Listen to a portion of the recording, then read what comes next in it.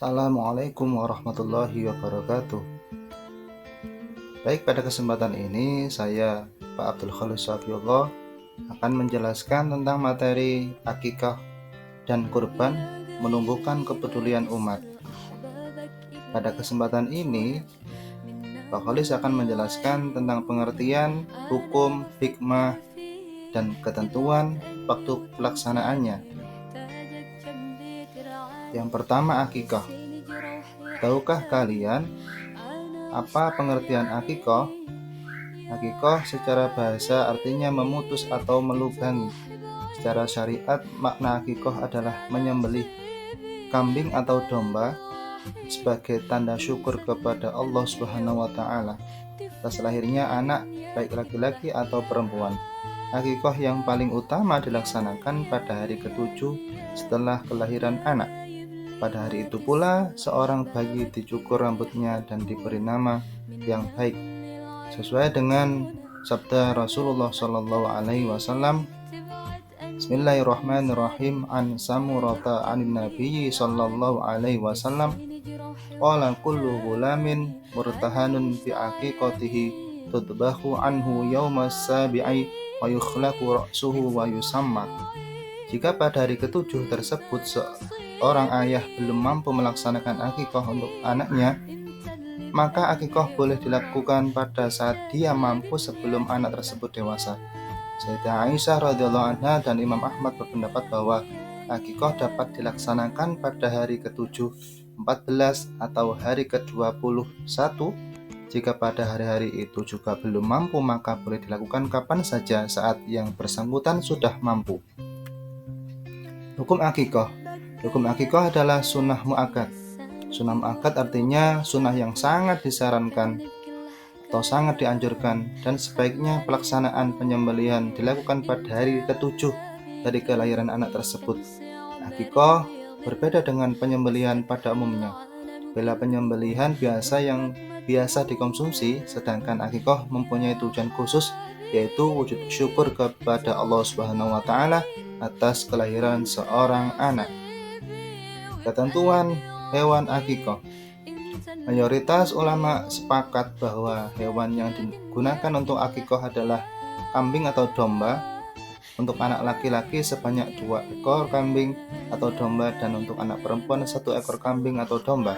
Adapun syarat kambing atau domba akikah yaitu kambing atau domba itu harus dalam keadaan sehat, tidak kurus dan tidak cacat, serta kambing atau domba itu sudah berumur 1 tahun lebih atau sudah pernah berganti gigi.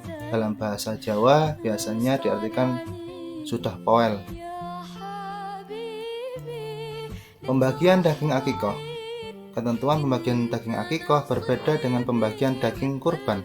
Dalam hal ini, daging akikah yang diberikan kepada kondisi yang sudah siap. Orang tua anak boleh memakannya, menghadiahkan sebagian dagingnya kepada sahabat-sahabatnya, dan menyedekahkan sebagian lagi kepada kaum muslimin. Boleh juga mengundang kerabat dan tetangga untuk menyantapnya, serta boleh juga disedekahkan semuanya. Pada ini biasanya di kalangan kita yaitu sudah dimasak, sudah ada yang disate dan sebagainya, kemudian diberikan ke tetangga, ke saudara, dalam keadaan sudah siap untuk disajikan atau untuk dimakan. Hikmah pelaksanaan akikah. Pelaksanaan akikah yang mengandung banyak hikmah, diantaranya adalah seperti berikut ini. Yang pertama, menghidupkan sunnah Nabi Muhammad SAW. Yang kedua, membebaskan anak dari ketergadaian. Yang ketiga, ibadah akikah mengandung unsur perlindungan dari setan yang dapat mengganggu anak yang terlahir itu. Dengan demikian, anak yang telah ditunaikan akikahnya dengan ridho dan pertolongan Allah Subhanahu wa Ta'ala akan lebih terlindungi dari gangguan setan yang mengganggu anak-anak. Dan ridho dan pertolongan Allah Subhanahu wa Ta'ala, akikah dapat menghindarkan anak dari musibah, keburukan, moral, dan penderitaan. Yang selanjutnya yaitu merupakan bentuk taqarrub, yaitu pendekatan diri kepada Allah Subhanahu wa Ta'ala sebagai wujud rasa syukur atas karunia sekaligus yang dianugerahkan Allah Subhanahu wa Ta'ala dengan lahirnya seorang anak. Akikah sebagai sarana menampakkan rasa gembira dalam melaksanakan syariat Islam. Yang terakhir yaitu memperkuat tali silaturahim di antara anggota masyarakat. Yang kedua yaitu pembahasan tentang kurban. Kurban dalam istilah ilmu fikih yaitu hewan kurban, biasa disebut dengan nama aludhiyah yang bentuk jamaknya aladah.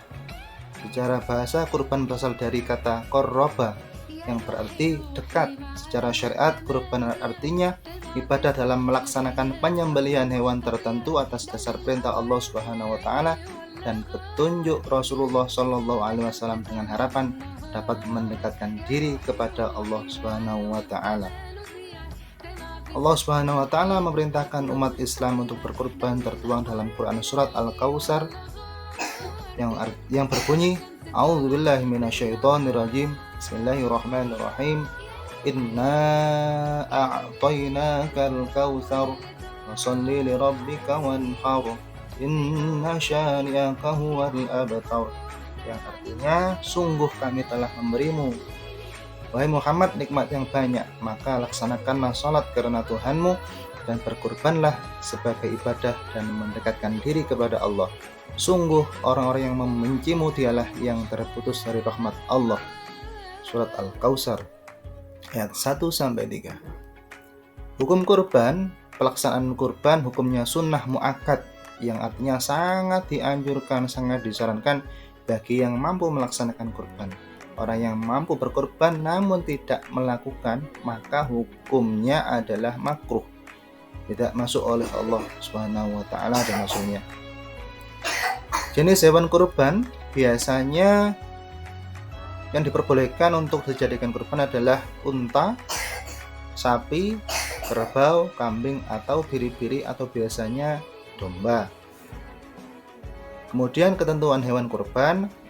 Adapun ketentuan hewan kurban yang diperbolehkan untuk dijadikan hewan kurban adalah yang pertama, kambing yang telah berusia 2 tahun, unta yang telah berusia 5 tahun, sapi atau kerbau yang telah berusia 2 tahun, biri-biri atau domba yang telah berusia 1 tahun atau yang sudah berganti gigi.